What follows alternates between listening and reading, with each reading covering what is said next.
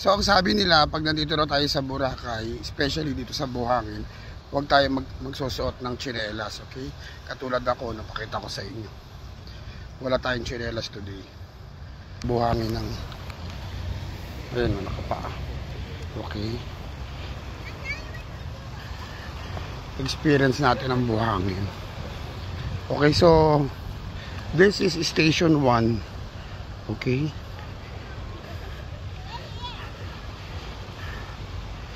So later pupunta tayo doon sa grotto. Actually itong grotto na to ang tawag dito Willis Rock. Okay.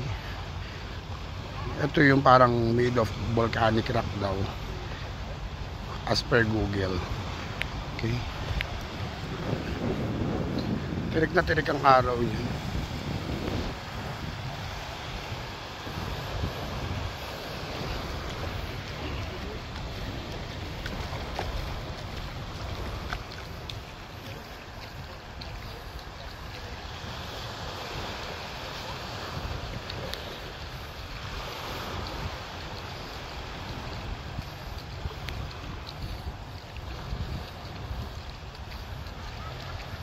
The famous Willis Rock. Ano ha, itong nilalakaran natin is Station 1. Station 1, no? Boracay Island, Boracay, Philippines. This is what you call Island of Paradise. Ayun.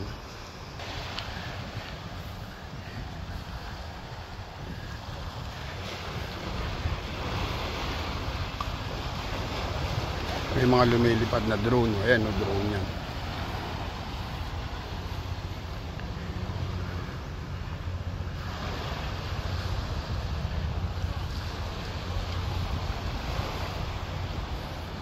May mga fishing boat. Siguro marami silang huli.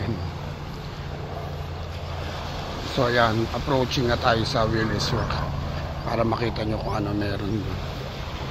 Okay. May mga activity ito ng helicopter. Ayan, pwede kayo mag-helicopter. Tignan nyo yung buhangin dito. Sobrang puti. It's a super white. Parang kayo tumatapak sa Coffee Mate. Ayan. Nakita niyo yan. Kung gaano kapino ang buhangin. Ayan. Ayan. Kung gaano kapino yan. Ang sarap sa paaw.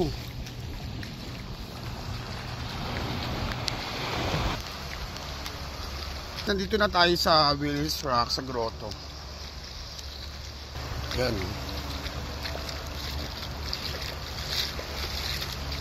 The famous landmark, no, here in Boracay, where you can see the Mama Mary on top doon sa big stone.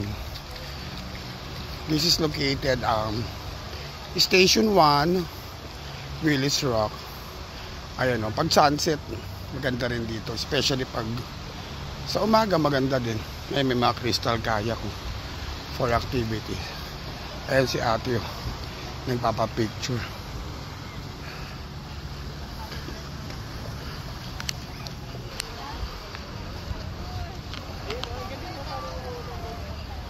So ayan siya, really sir,